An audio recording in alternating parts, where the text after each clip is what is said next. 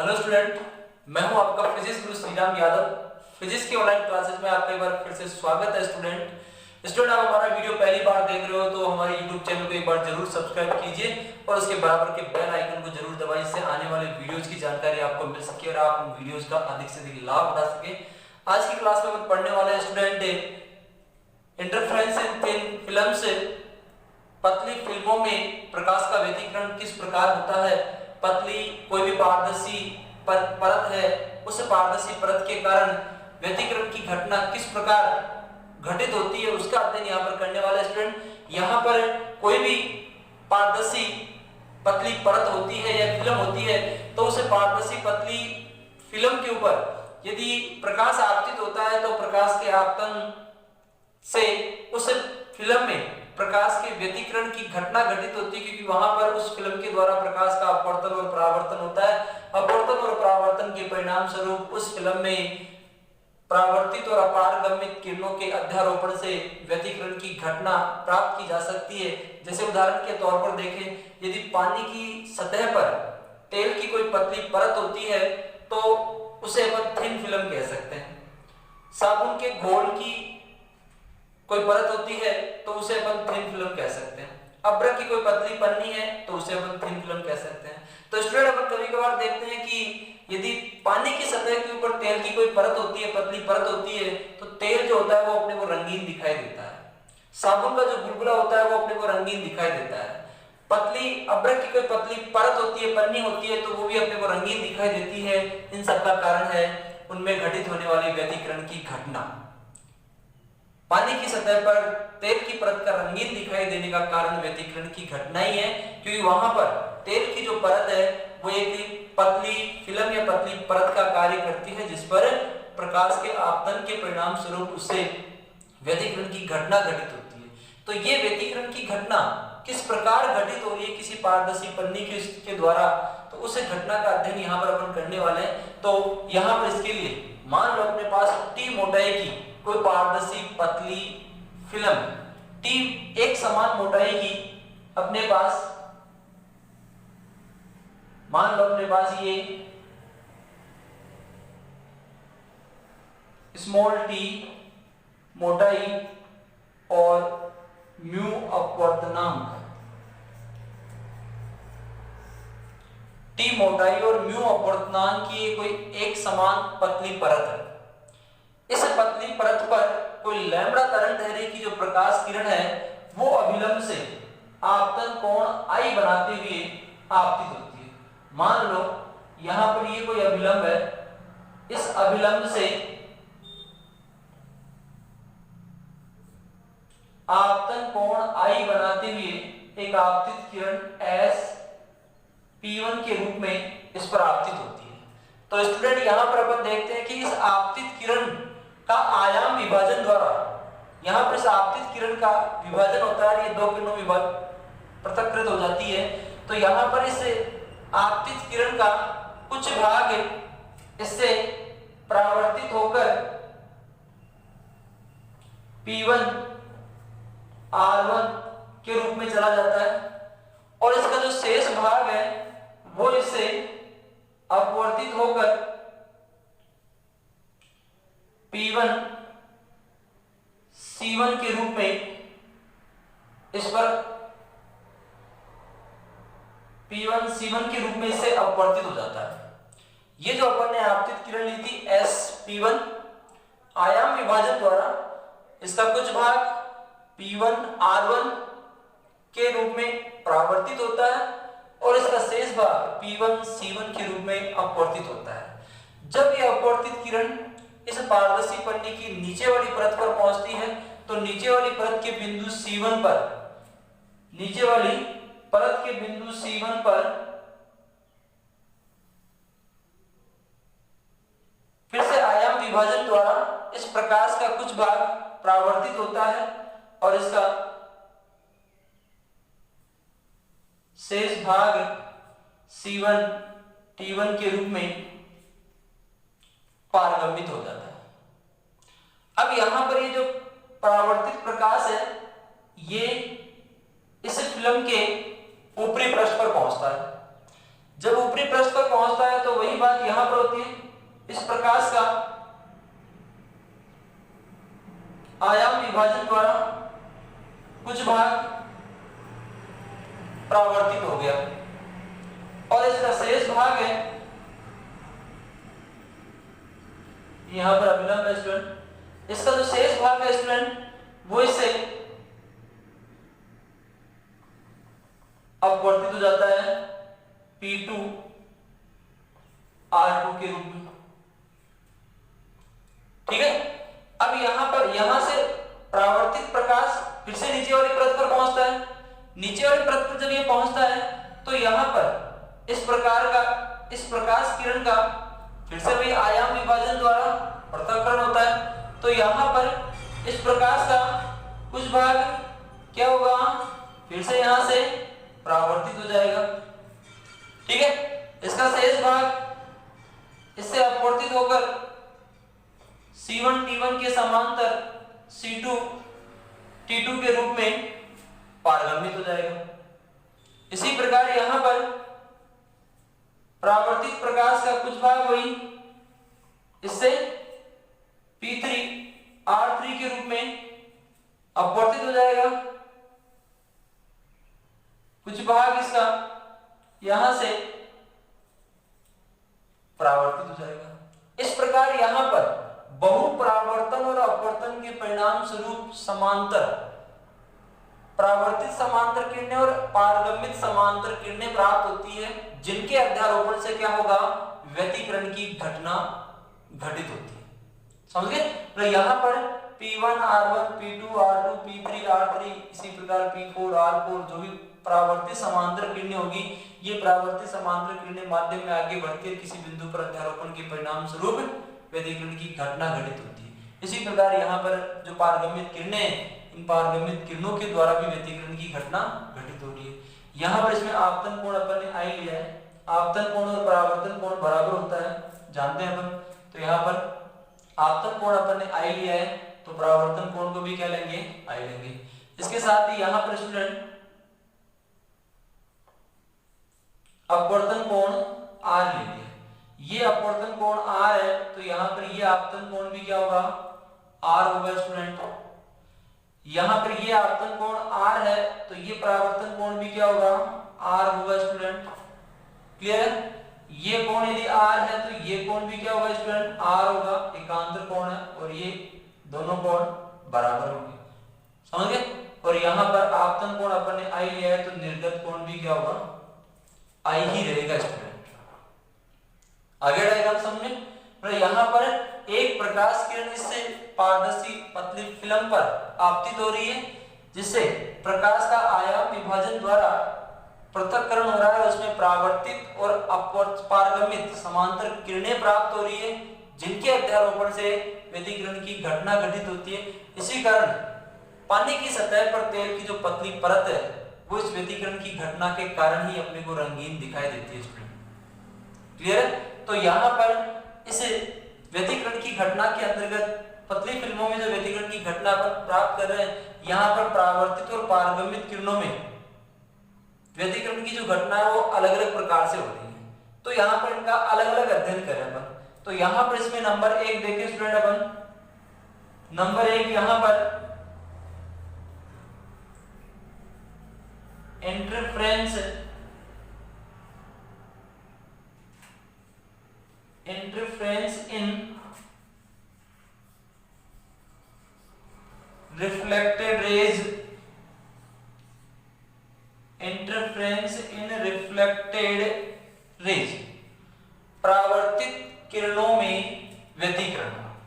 परावर्तित किरणों की अपन बात कर रहे हैं। परावर्तित किरणें कौन सी है?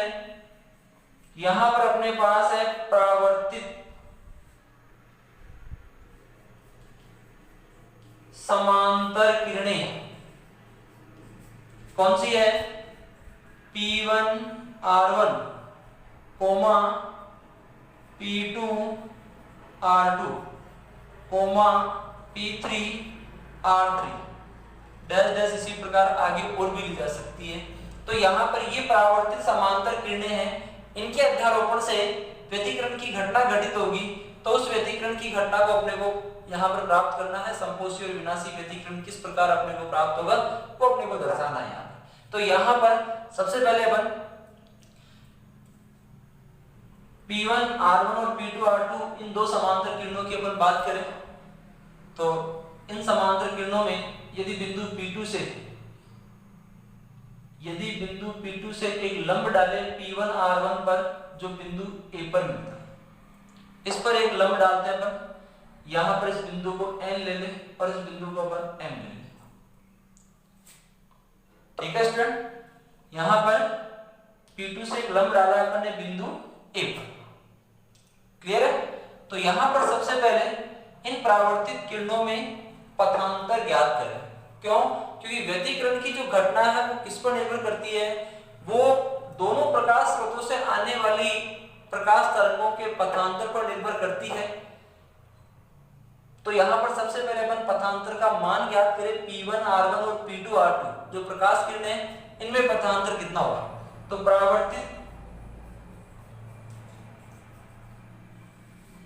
परावर्तित किरणें P1 R1 एवं P2 R2 में पथांतर कितना है वो दर्शाना है। तो यहां पर इस पथांतर को अपन मान ले स्टूडेंट डेल 1 है। तो यहां पर देखो यदि अपन बिंदु A और P2 की बात करें तो इससे आगे तो इन दोनों प्रकाश किरणों का जो पथ है वो क्या होगा, समान लंबाई का होगा। लेकिन यहां पर इनके पीछे देखो, इनके पीछे देखें तो यहां पर P1 R1 में ये P1A अतिरिक्त पथ मिल रहा है और इस P2 R2 की बात करें तो P1 C1 P2 जो पथ है वो अपने को अतिरिक्त मिल रहा है। तो यहां पर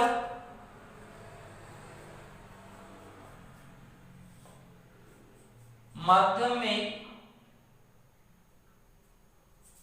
पूरा लिखो यहां पर स्टूडेंट P2 R2 प्रकाश किरण कौन सी ले रहे हैं, P2 R2 का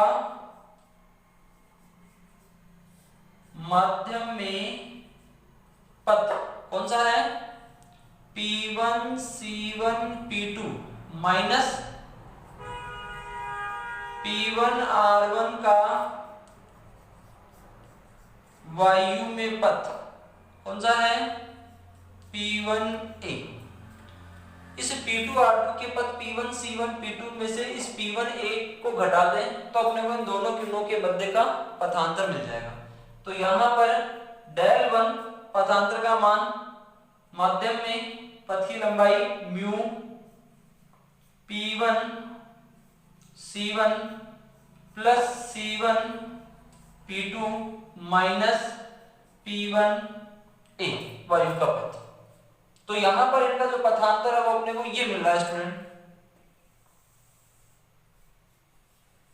आ रहा समझ में।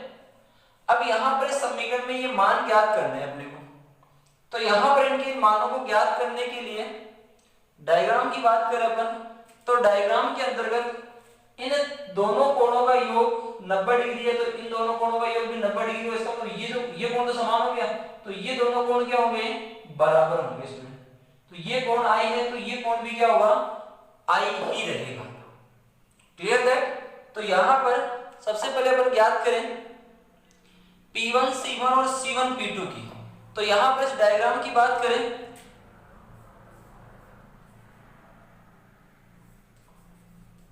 फ्रॉम डायग्राम त्रिभुज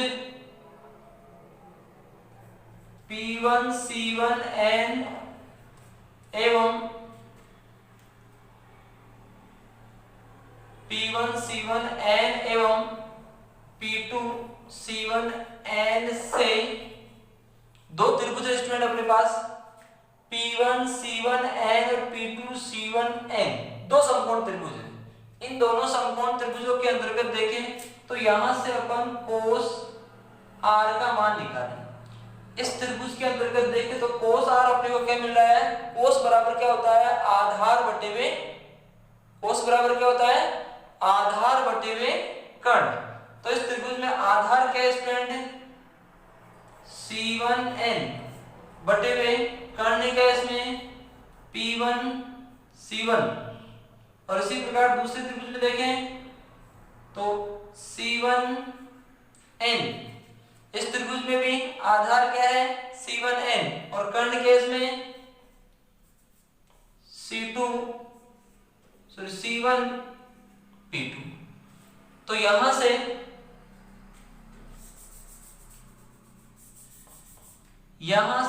cos R बराबर अपने क्या मिला C1N इस परत की मोटाई को व्यक्त कर रहा है। तो यहां पर से क्या लिखें T बटे वे P1 C1 बराबर T बटे वे C1 P2। तो स्टूडेंट यहां पर P1 C1 बराबर C1 P2 बराबर अपने को क्या मिला T बटे वे cos R। सही है, एक मान अपने को ये मिल गया। क्लियर है। इसके बाद में देखिए यहां पर त्रिभुज P1A P2 से यदि इसे साइन आई का अपन मान ज्ञात करें तो साइन बराबर लंब बटे वे लंब P1A, लंब बटे वे कर्ण क्या है P1 P2। तो यहां से P1A बराबर क्या मिल गया P1 P2 साइन आई और P1A बराबर P1 P2। देखो स्टूडेंट P1 P2 यहां से यहां तक की दूरी है, तो इस P1 P2 को P1N प्लस N P2 लिख सकते हैं। तो इसे क्या लिखें P1N plus N P2 sign आई। इस समीकरण में P1 C1 C1 P2 ये तो मिल गया अपने को। अपने पास आगे क्या था इसमें P1A, P1A का मान ज्ञात करने के लिए मेरे पास क्या होना चाहिए P1N और N P2 का मान और होना चाहिए। तो इन दोनों का मान ज्ञात करने के लिए डायग्राम के अंतर्गत ही देखे अपन, वही दोनों त्रिभुज हैं, इसलिए यहां से P1N बराबर N P2 बराबर T tan R लिखा जा सकता है। अर्थात यहां पर इन दोनों त्रिभुजों की बात करें अपन P1 C1N और P2 C1N की बात करें तो यहां से tan बराबर निकालें तो tan थीटा बराबर होता है लंब बटे वे आधार। लंब क्या है इसमें, लंब यहां पर P1N पहले त्रिभुज में P1N यहां पर लंब है और आधार क्या है यहां पर, आधार यहां पर C1N है। C1N का मान क्या है T, तो P1N बटे में C1N, तो C1N को इस तरफ गुणा कर दिया अपन ने, तो T tan R दोनों में समान मिलेगा। तो ये मान इस समीकरण में रखते तो P1A का मान अपने क्या मिल गया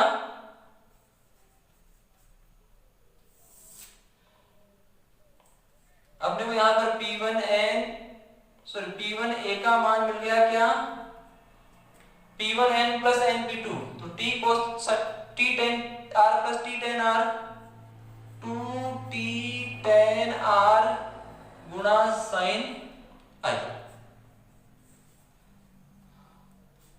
इसे समीकरण 2 दे दो।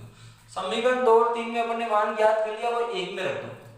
तो यहां पर डेल वन बराबर अपने को क्या मिल गया mu P1 C1 plus C1 P2, इसका मान क्या है T upon cos R plus T upon cos R minus P1A का मान 2T tan R sin I।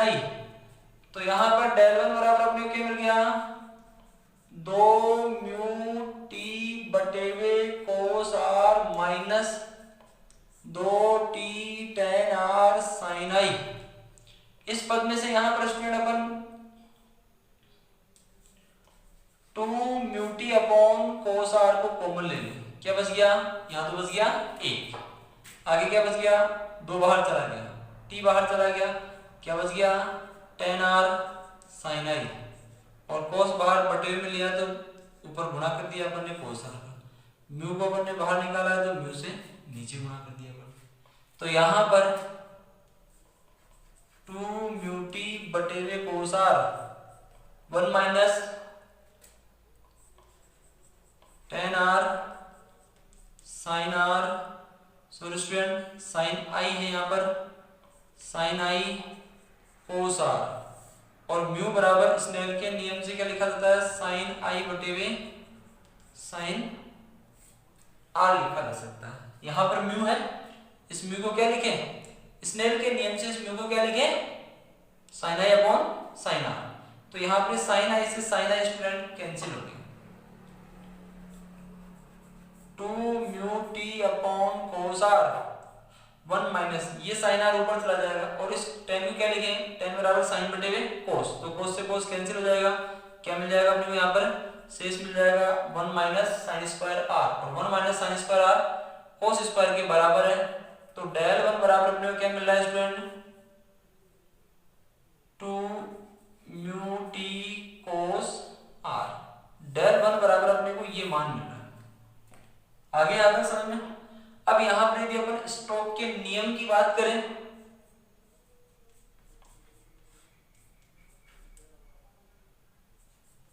Stokes नियम से प्रभावी पथांतर, क्योंकि इस पथांतर में परिवर्तन होगा यहाँ पर, क्यों होगा, क्योंकि स्टोक्स के नियम के अनुसार क्या बताया गया, ये देखो यहाँ पर एक बार, स्टोक्स के नियम के अनुसार जब कोई प्रकाश किरण किसी सघन पारदर्शी माध्यम से परावर्तित होती है तो परावर्तित किरणों के पथांतर में परिवर्तन होता है। उनका जो पथांतर है वो लैम्बडा बटे 2 से कम, या उनका जो कालांतर होता है वो पाई के अंतर के बराबर होता है। समझ गए। कब होगा, जब भी कोई प्रकाश किरण सघन माध्यम से परावर्तित होती है तो सघन माध्यम से परावर्तित होने पर परावर्तित किरणों का कालांतर पाई या फिर उसका जो उनका जो पथांतर है वो लैम्बडा बटा 2 से अंतर का होता है। समझ गए। तो यहाँ पर प्रभावी जो पथांतर है वो अपने को क्या मिल जाएगा, प्रभावी पथांतर डेल बराबर डेल 1 माइनस लैम्बडा बटे में 2 मिलेगा स्टूडेंट अपने को। तो यहाँ पर डेल 1 का मान अपने पास क्या है, 2 म्यू टी cos r, तो 2 mu T cos r minus lambda बटे में 2। तो यहाँ पर इन परावर्तित किरणों के मध्य प्रभावी पथांतर का मान अपने को ये मिल रहा है स्टूडेंट। अब पथांतर का मान याद हो गया तो संपोषी और विनाशी व्यतिकरण की स्थितियों का उपयोग कर सकते हैं। यहाँ पर संपोषी और विनाशी व्यतिकरण की स्थितियों के लिए यहाँ पर संपोषी व्यतिकरण की बात करें तो संपोषी व्यतिकरण के लिए कला संबंध स्रोतों से निकलने वाले तरंगों के मध्य जो पथांतर होता है वो n लैम्बडा होता है, लैम्बडा का पूर्ण गुणज होता है। और विनाशी व्यतिकरण के लिए पथांतर का जो मान है वो लैम्बडा बटे 2 का विषम गुणज होता है। तो यहाँ पर इसी टॉपिक में अपन संपोषी और विनाशी व्यतिकरण की स्थितियां और ज्ञात करें। इसका स्क्रीनशॉट लीजिए स्टूडेंट। आशा करता हूं समझ आया होगा आपको। डेरिवेशन आसान सी डेरिवेशन है, बस आपको डायग्राम का ध्यान रखना है और डायग्राम में जो भी दिया गया है उन्हीं में अलग अलग त्रिभुजों की सहायता से अलग अलग मान ज्ञात कर रहे हैं और यहाँ पर परावर्तित किरणों के मध्य अपन ने प्रभावी पथांतर ज्ञात किया है। आ रहा समझ में। मतलब पतली फिल्मों में व्यतिकरण है, पतली फिल्मों में व्यतिकरण की जो क्रिया है उसमें परावर्तित और पारगमित किरणों द्वारा अलग अलग व्यतिकरण अपने को प्राप्त होगा। तो उसमें पथांतर का निर्धारण, क्योंकि व्यतिकरण की घटना का निर्धारण पथांतर के द्वारा ही होता है, तो पथांतर अपन ने ज्ञात किया यहाँ पर। क्लियर। अब यहाँ पर संपोषी और विनाशी व्यतिकरण की स्थितियां देखिए स्टूडेंट। ले स्क्रीनशॉट। देखो यहाँ पर दोनों स्थितियां,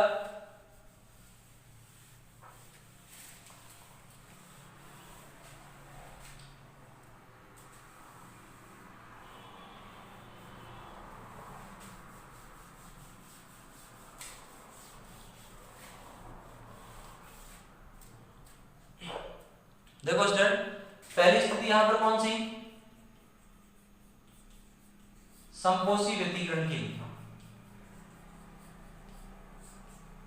संपोषी व्यतिकरण के लिए यदि अपन पथांतर देखें,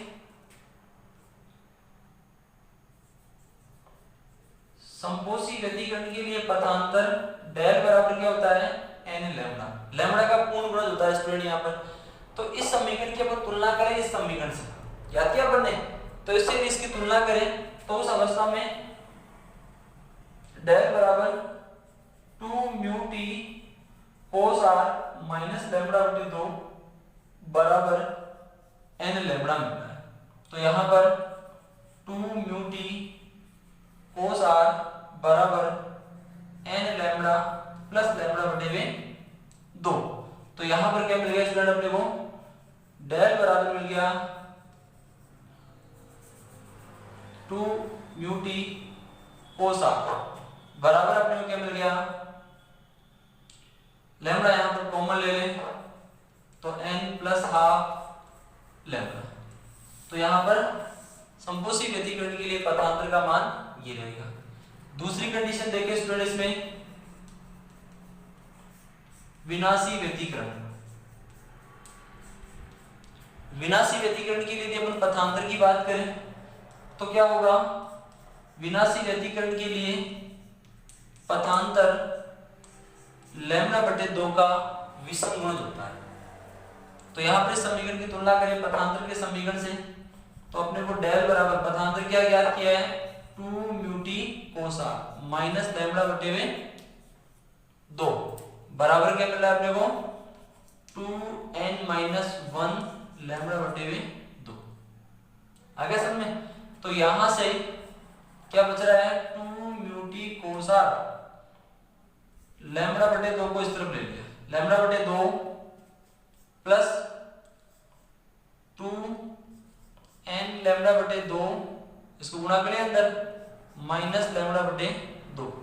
तो ये कैंसिल हो गया यहां पर, समझ गए। तो क्या मिल गया, 2 म्यू टी कोस आर बराबर 2 से 2 कैंसिल हो गया तो n लैम्डा। तो इस अवस्था में यहां पर अदीप्त फ्रिंज प्राप्त होगी, यहां पर अपने को दीप्त फ्रिंज की प्राप्ति होगी। तो यहां पर पतली फिल्मों में व्यतिकरण की जो घटना है उसमें पहला टॉपिक अपने देखा है कि परावर्तित किरणों के द्वारा किस प्रकार अपने को व्यतिकरण की घटना प्राप्त हो रही है, संपोषी और विनाशी व्यतिकरण कैसे अपने को प्राप्त हो रहा है, यहां पर इस पहले टॉपिक में ये दिया गया। अब परावर्तित किरणों के साथ साथ यहां पर पारगम्यित किरणें भी हैं। तो जैसे परावर्तित किरणों में प्राप्त हुआ अपने को, वैसे ही पारगम्यित किरणों में भी व्यतिकरण की घटना प्राप्त होगी। तो यहां पर अगले टॉपिक में अपन पारगम्यित किरणों की बात करेंगे। आ गया समझ में, स्क्रीनशॉट लीजिए इसका। अब यहां पर देखो, पारगम्यित किरणों के लिए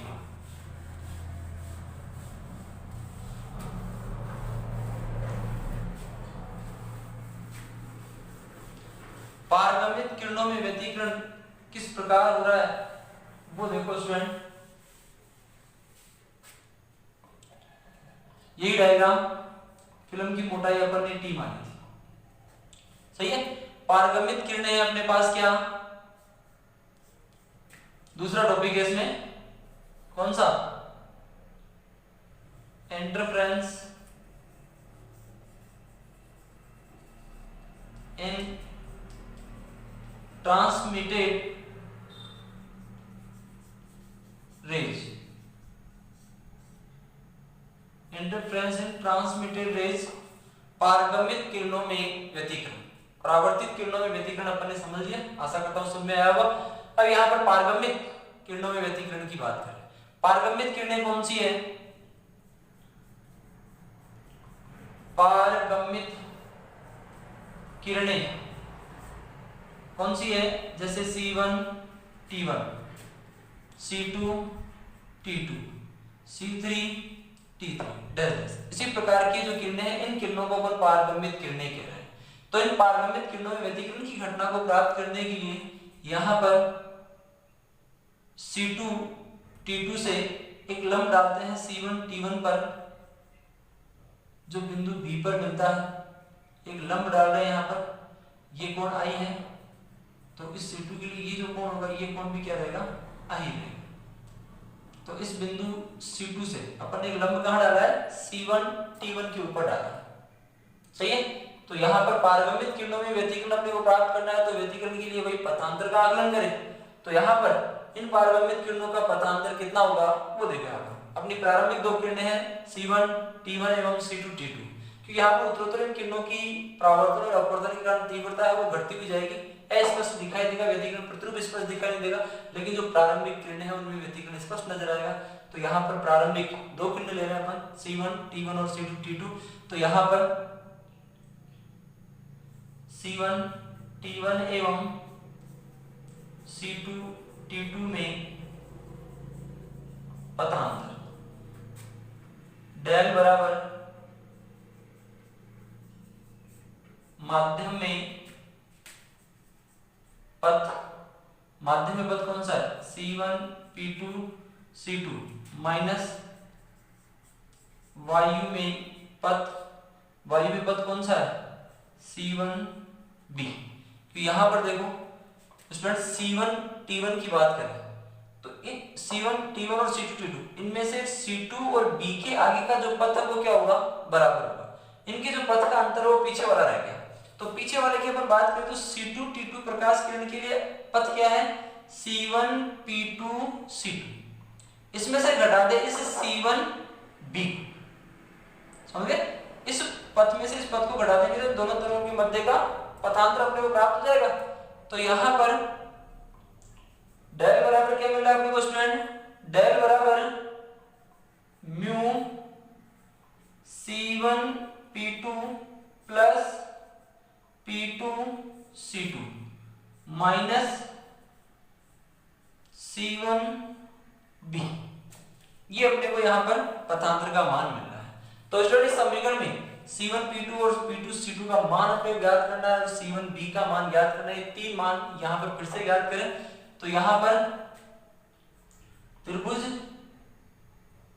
C1 P2 M एवं त्रिभुज C2 P2 M से इन दोनों समकोण त्रिभुजों की अपन बात करें स्टूडेंट सही है। इन दोनों समकोण त्रिभुजों में यदि अपन यहां पर cos r का मान ज्ञात करें तो cos r का मान ज्ञात करने पर अपने को C1 P2 और P2 C2 का मान मिलेगा जो कितना होगा t बटे में cos r होगा। मतलब cos का मान ज्ञात करो इन दोनों त्रिभुजों में cos थीटा बराबर आधार बटे में कर्ण होता है। तो आधार बटे कर्ण से इसका मान ज्ञात करेंगे तो अपने को C1 P2 और P2 C2 का जो मान है वो ये मिलेगा। क्लियर है स्टूडेंट। यदि अपन त्रिभुज C1 C2 B से देखें त्रिभुज अपने पास C1 C2 B ये भी एक समकोण त्रिभुज है। इस त्रिभुज से यदि अपन sin i का मान ज्ञात करें तो sin बराबर क्या होता है स्टूडेंट लंब बटे में कर्ण। लंब क्या है स्टूडेंट इसमें C1 B कर्ण क्या है इसमें स्टूडेंट C1 C2। तो यहां पर C1 B और C1 C2 को अपन क्या लिख सकते हैं C1 C2 को C1 M plus M C2 लिख सकते हैं। तो C1 B बराबर अपने को क्या मिल गया C1 M plus M C2 sin i मिल गया C1 B का मान। तो ये मान मिल गया ये मान। अब इस C1 B में अपने पास ये दो मान और आ रहे हैं ये दो मान और आ रहे हैं। तो फिर से त्रिभुज C1 P2 M एवं त्रिभुज C2 P2 M से ये दोनों समकोण त्रिभुज फिर से लो स्टूडेंट। इसमें इन दोनों समकोण त्रिभुजों में C1 M बराबर M C2 ये भी बराबर मिलेगा और वो किसके बराबर होगा T tan r के बराबर होगा। इन दोनों समकोण त्रिभुजों यदि अपन tan r का मान ज्ञात करें तो tan बराबर लंब बटे में आधार होता है। तो लंब बटे आधार से C1 M और M C2 का जो मान है वो अपने को ये मिल रहा है। क्लियर है। तो यहां पर C1 B का मान क्या मिल गया अतः C1 B बराबर 2t हो गया 2t tan r sin। तो ये समीकरण 2 और 3 से अपने को मान मिल गए जिनको एक में रखें तो पथांतर कितना होगा प्रभावी पथांतर समीकरण 2 और 3 का मान एक में रखें तो डेल बराबर mu t cos r t बटे में cos r प्लस t बटे में cos r। ये अपन ने C1 P2 और C2 P2 का मान रख दिया माइनस C1 B का मान रखे तो 2t tan r sin i।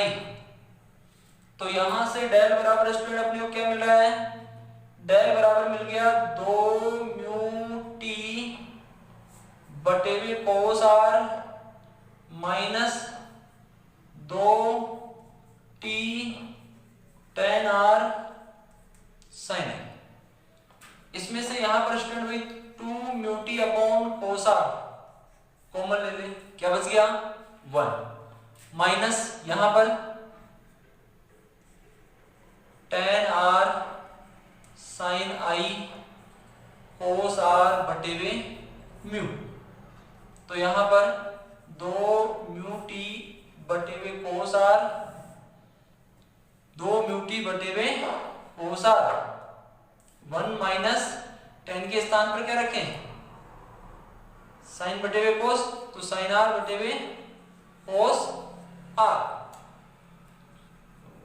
sin i cos r बटे में इस समीकरण में म्यू के स्थान पर रख दे म्यू बराबर स्नेल के नियम से sin i बटे में sin r मिलेगा। स्नेल के नियम से म्यू अपूर्णांक म्यू बराबर sin i upon sin r, sin i upon sin r, तो sin i से sin i कट गया, cos से cos कैंसिल हो गया, तो अपने को डेल बराबर क्या मिल गया 2 mu T cos r 1 minus sin square r, sin और sin स्क्वायर हो गया और 1 minus sin square cos square के बराबर होता है, एक cos से एक cos कैंसिल हो जाएगा, तो डेल बराबर क्या मिल गया 2 म्यू टी cos r।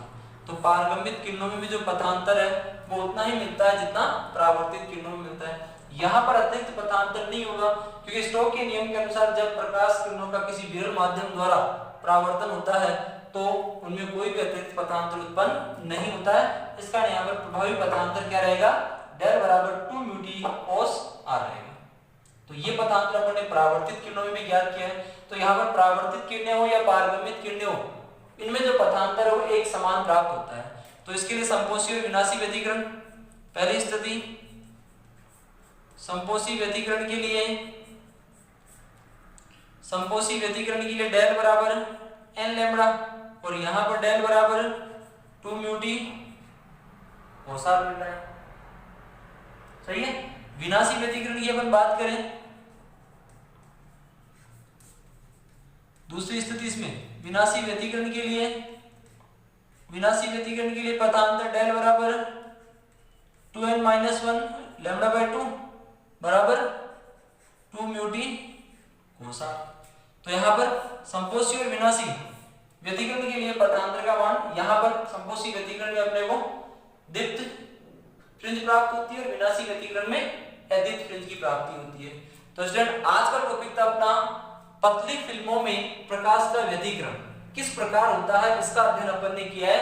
प्रकाश पतली फिल्मों में प्रकाश परावर्तित प्रकाश और अपवर्तित या पारगम्यित जो प्रकाश होता है उसके द्वारा व्यतिकरण की घटना अपने घटित होती है। इसी कारण पतली पारदर्शी कोई भी परत है, जैसे तेल की कोई पतली परत है पानी की सतह पर, तो वो रंगीन दिखाई देती है, उसका कारण यहाँ पर प्रकाश का व्यतिकरण ही है।